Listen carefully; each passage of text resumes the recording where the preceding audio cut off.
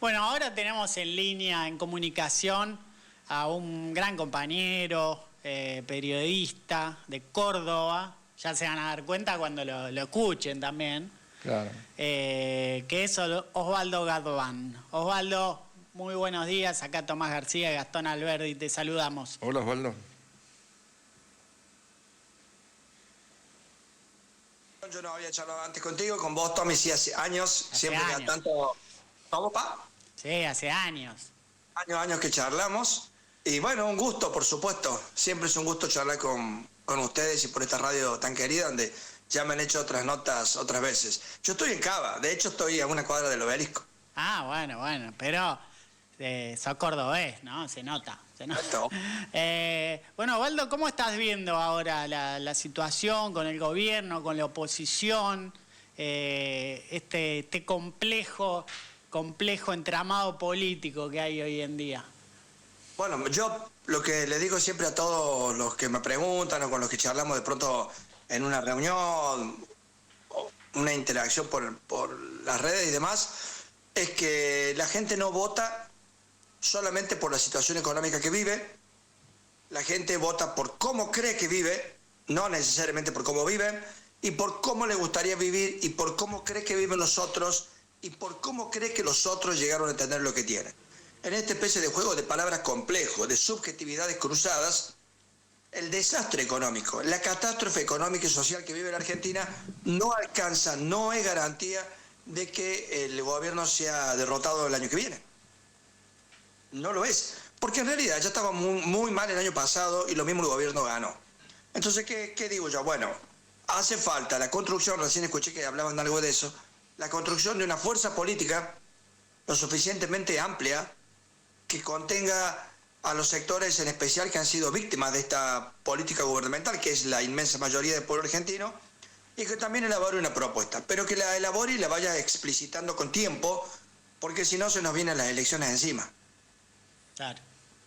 Y en eso, ¿cómo ves que está caminando la oposición hoy en día? ¿Cómo lo ves? Y no está caminando muy bien, que digamos, a la oposición no le va muy bien, porque si no, este gobierno tan desastroso, ya estaría resuelto el problema.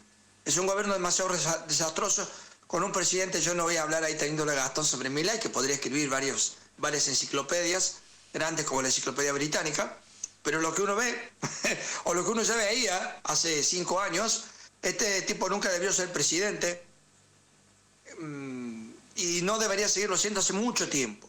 Y todavía se sostiene. No solo se sostiene por los apoyos a mí me gusta usar la palabra oligarquía o los oligarcas locales y las fuerzas imperialistas internacionales, sino también se sostiene por la falta de la creación de un polo alternativo de poder. En general, aunque lo hayan hecho de alguna manera con este gobierno por estar en contra del gobierno anterior, la gente no se lanza al vacío. Yo digo esto, es más fácil que concite apoyo popular una postura conservadora que una postura popular, transformadora y nacionalista. Desgraciadamente. Por eso inventaron la segunda vuelta. La segunda vuelta es un mecanismo, es una trampa, porque justamente es más difícil constituir amplias mayorías en defensa de proyectos nacionalistas, populares, transformadores o revolucionarios, en el mejor de los casos, que constituir alternativas por ahí más conservadoras.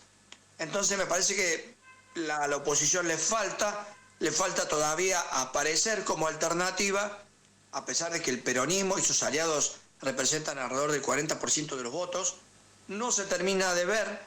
La gente, vos ves, ahora se usa mucho hacer las entrevistas en la calle, hoy hay cientos de personas haciendo entrevistas en la calle, y todavía hay un porcentaje muy alto que, a pesar de vivir muy mal, pésimo con este gobierno, mucho peor de cómo vivía antes, considera que es mejor esto que lo anterior. A mí me pasó hace 15 días con un taxista. Subo un taxi acá, tenía que ir, justamente iba al Consejo Federal de Inversiones, que el gobierno de La Rioja presentaba su plan quinquenal minero, de desarrollo minero. Tomo un taxi porque ya no llegaba y le empiezo a sacar conversación al taxista. Y le digo, pero me parece que la gente no toma conciencia de lo que se vive. Y el tipo me dijo, no, señor, usted está equivocado. La gente tiene mucha conciencia de lo mal que está, me dijo. Dije yo, qué interesante. ¿Cómo, qué nivel de conciencia que le cuentan? No, a la gente no le alcanza a previvir. la gente se quedó sin trabajo. Gente que se quedó sin trabajo se ha ido a un trabajo en el que cobra menos, gana mucho menos de lo que ganaba. La gente está muy mal. A la mayoría de los jubilados no les alcanza para vivir. Y me cuenta que él en particular tiene 2 taxis y que hasta hace más o menos 1 año y medio tenía 2 choferes. Bueno, ya no tiene más los choferes y ahora trabajan él y la esposa. Y me dijo que trabajan 10, 11 horas por día solo para vivir. 2 personas con 2 taxis. Y me contó que estos taxis los había comprado años atrás, más o menos ya nos da 2014, 2015, y que los había comprado sin tanto problema. Mientras que ahora, cuando tenía que renovarlos, no estaba en condiciones de comprar taxis nuevos. No podía. Entonces ese tipo me dice que tenía 2 empleados, que trabajaba pocas horas, que se compró 2 taxis, que vivía mucho mejor y que hoy todo eso se hizo humo, pero me aclaró. Pero guarda, que lo de antes no. Bueno, clarísimo, ¿no? No, definitivamente. Parece que me leyera la mente, Osvaldo. Coincidimos al 1000 en todo. Así es muy complejo, pero bueno, tenemos que pensar que igual el pueblo no puede soportar esto. Yo le voy a contar lo que me ha pasado. Yo hace pocos días que me mudé aquí, a donde estoy, a una cuadra del Obelisco. La primera noche que estoy acá, salgo a la calle, ya eran como las 9 de la noche, y veo a una señora, o sea, me imaginé que era una señora, sentada, pero estaba toda envuelta en trapos, hacía mucho frío esos días, los días que hizo más frío, toda envuelta en trapos, así trapo, y un carrito. Entonces yo digo, esta mujer no debe tener que comer acá. Entonces me crucé y le compartí unos pesitos. Cuando la vi, ay, gracias, pero no se moleste. No, compartamos, le dije. Bueno, paso. Al otro día la veo de nuevo. Y yo me había hecho una comida, unos sándwiches a la noche. Entonces me crucé y le llevé. Y le preparé algo tibio también, calentito, para que tome y se lo llevé. Y yo digo, ¿por qué esta mujer se sienta ahí en la esquina sobre la calzada? Me llamaba la atención la ubicación de la señora. Tercera vez que la veo. Hago lo mismo. Hago unos huevos hervidos, le abro una lata de atún y me cruzo.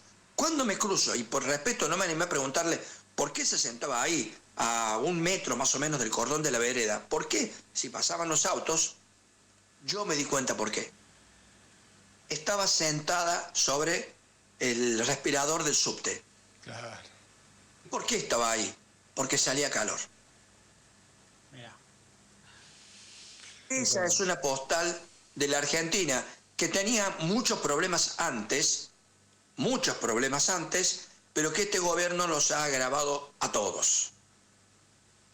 Bueno, y también hay que analizar todo este entramado que fueron, digamos, este odio que fueron, digamos, inculcando en la sociedad para que, por ejemplo, el taxista te diga, estoy muy mal, pero lo otro no, que era cuando estaba mejor, en teoría.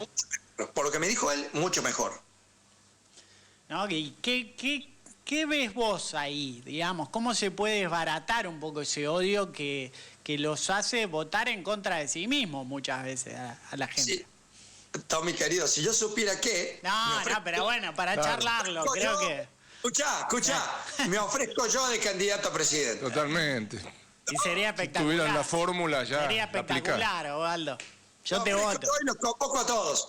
Bueno, yo creo que me parece a mí que la clave del odio es que hay muchas cosas juntas. Recién pensaba mientras venía caminando por la calle, buscándole un nombre, porque a la gente hay que facilitar a la gente, le digo con todo respeto, a las personas hay que facilitarle la tarea. Ese es nuestro deber. Para eso nos ocupamos de esto. Para facilitarle la tarea a las personas que trabajan de otra cosa. Nosotros trabajamos de esto. Nuestro deber es pensar cómo le facilitamos la tarea de entender, de informarse al resto. El médico está trabajando 8 o 9 horas, no se puede ocupar como nosotros. Entonces nuestra obligación es facilitarle al médico la tarea para conocer y en lo posible, dicho esto con humildad, entender. Médico y cualquier otra actividad, cualquier otro oficio. Y decía, vos tenés, por ejemplo, lo que yo llamo algo así como la ideología de los Jim Bro. Ustedes no se imaginan el poder que tiene esto, lo extendido que está en nuestra sociedad. y de modo particular en los más jóvenes. Yo como he sido carne de gimnasio muchos años, entonces sigo cuenta, porque aunque no entrené ahora, entrené 10, 12 años, y entrenaba muy duro y demás, pero nunca fui un chimbrado. Siempre pensé lo que pensaba. Pero no, hay gente que ha convertido esa actividad en una ideología y en una ética social. Creen que merecen ser reconocidos y que tienen un valor social, porque levantan 100 kilos con barra en peso plano. Claro. Entonces hay una cultura del esfuerzo, y creen que el esfuerzo es eso. Claro. ¿No? Y es a su vez una ideología finalmente individualista, Total. supremacista, bastante machista, no vamos a decir todo es machista, Y no. blanca. Bastante machista y muy individualista, donde te dicen que la primera competencia o a lo primero que hay que vencer es a uno mismo. La propia superación, donde colocan la voluntad casi que por encima de todo, y también es toda una ideología muy descontextualizada en términos sociales. Y no es casual, por eso yo lo empecé a investigar, empecé a seguir cuentas, que yo te diría que de cada 10, 9 son libertarios. Mirá. Pero tienen 300.000 seguidores uno, 1.000.000 otro, 400.000 otro, y han creado una ideología de esto. Bueno, ese es un tema. Pero yo creo que la clave, esa clave de los 3, 4 puntos que hacen falta, es el odio al peronismo. Y acá viene la parte en que algunos compañeros se enojan conmigo. Se enojan feo conmigo, voy a decir por qué. Yo creo que una de las razones, y siempre puedo estar equivocado, una de las razones que ha hecho que una parte de la población, digamos al peronismo y al movimiento nacional y popular, no lo quiera, es porque a su vez una parte del movimiento nacional y popular le ha dicho a esa gente que el peronismo es lo que no es, y eso que no es disgusta a la gente. Vamos a poner ejemplos concretos para que se entienda. El peronismo no es de izquierda. No. Entonces vos tenés gente que a través de sus redes sociales llegó a mucha gente antes, y que dice que la disputa en Argentina es derecha o izquierda. Ahí nomás ya quedás atrapado en una discusión falsa. Quedaste atrapado, estás muerto. El que plantee la discusión derecha o izquierda le entrega el poder a la derecha. Y a mí no me gusta usar la expresión derecha, porque si fulano es derecha, ¿yo qué soy? Yo soy peronista, yo no soy de izquierda. O sea, creo en la justicia social, la soberanía política, la independencia económica. Creo que no podemos vivir en un país tan rico con esta miseria. Creo en todo eso, pero yo no soy de izquierda. Yo soy peronista, porque entre otras cosas, la izquierda estuvo con Braden la otra vez. Apoyó los bombardeos a la Plaza de Mayo y asaltaba a los sindicatos con la policía de la Revolución Libertadora. O apoyó a Videla en el 76. Entonces yo no estoy con la izquierda, no soy de izquierda. Yo soy peronista. Creo en la democracia, creo en la propiedad privada, creo en las garantías y derechos individuales, creo en la iniciativa individual de las personas. Y no creo en el Estado por el Estado mismo. A ver, yo no creo en la grandeza del Estado, creo en la grandeza de la patria. Y el Estado está al servicio de la grandeza de la patria. ¿Y de qué más, compañeros? De la felicidad del pueblo. Entonces, si yo me tuviera que definir, yo te diría, y acá es cuando le da el infarto a un montón de gente a la que yo le caigo simpático, pero sigo siendo el mismo. Yo digo, capitalismo justicialista para la justicia social. Y ahí se vuelven locos. Y ahí se vuelven locos. Entonces creo, y lo veo mucho en estos tiempos, esto por todo lo que pasó en el Mundial, vi muchas discusiones de gente de América Latina y de fuera de América Latina sobre Argentina. Entonces dicen, sí, porque en Argentina la disputa entre la izquierda y la derecha, porque hoy la derecha y la izquierda, y yo le digo, disculpame, pero la disputa no es entre la izquierda y la derecha, porque la izquierda saca 2,3% de los votos. Claro. La disputa en Argentina es peronismo-antiperonismo, porque ni siquiera es antiliberalismo, porque el problema no es que la gente sea liberal, toda, el problema es que hay mucha gente antiperonista, ese es el problema. Entonces nosotros, desde el campo nacional, no le podemos decir a la gente que tiene razón en lo que cree que no es cierto. El peronismo no es la cultura de la dádiva, es más, ni siquiera es hijo de la pobreza. porque los que fueron a la Plaza de Mayo, ¿qué eran? Obreros. Eran los obreros telefónicos, que estaban entre los mejores pagos del mundo. Eran los obreros metalúrgicos, que llevaban 1 año y medio de suba permanente de sus salarios. Eran los obreros de los frigoríficos, que habían roto con el Partido Comunista, porque el Partido Comunista estaba en contra de la lucha sindical de los trabajadores, porque decía que había que mantener la actividad de los frigoríficos para alimentar a los ejércitos ingleses. Claro. Entonces que no había que hacer paro en los frigoríficos, porque había que ayudar a los ingleses a derrotar al nazismo. Nosotros hicimos mucho para eso. Los ingleses ganaron gracias a los argentinos, por cierto. Entonces el Partido Comunista no apoyaba las reivindicaciones de los trabajadores. ¿Y por qué había tanto conflicto sindical? Por lo que pasa siempre. ¿Cuándo se recrudece la actividad sindical? Cuando crece el empleo. Vos, cuando estás en un momento como este, miren el desastre que vivimos y no hay el nivel de conflictividad que debería haber. Pero hagamos memoria, vos sos muy chiquito, Tommy, pero Gastón se va a acordar que el 2006 fue un año de gran conflictividad sindical. ¿Por qué? Porque creció el empleo, creció el salario, crecieron las ganancias de las empresas y había que repartir. Totalmente. Entonces, cuando crece la economía, hay conflictividad social por lo menos en un momento. Bueno, en el 44-45 había crecido tanto la economía, había crecido tanto el empleo y había crecido tanto los salarios que la gente se movilizó para conservar lo que tenía. Porque otra característica es que no siempre la gente se mueve por conquistar cosas nuevas. Suele movilizarse más por defender lo que tiene. Entonces la gente que llenó la Plaza de Mayo eran cabecitas negras y eran descamisados, pero estaban en condiciones económicas muy superiores a la que tiene hoy el promedio de un trabajador en Argentina. Es más, la primera persona que murió, que fue fusilada, el primer peronista fusilado, fue un jovencito de 20 años después de la medianoche, ya el 18 de octubre, cuando la gente se desconcentraba por acá, por la Avenida de Mayo, y desde la sede del diario Crítica, lo matan. Ese muchacho tenía empleo, ese muchacho tenía trabajo.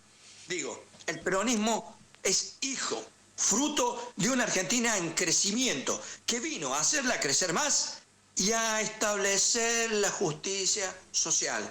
El peronismo es trabajo, inversión, producción y justicia social. Bueno. Porque si no, trabajo y producción e inversión finalmente un día se caen, porque la justicia social no significa ni más ni menos que los clientes para los que producen y los que venden.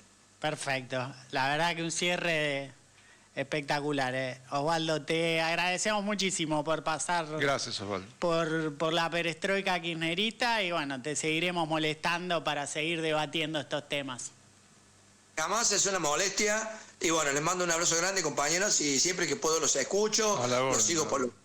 Adiós, Osvaldo. Estés bien. A ustedes.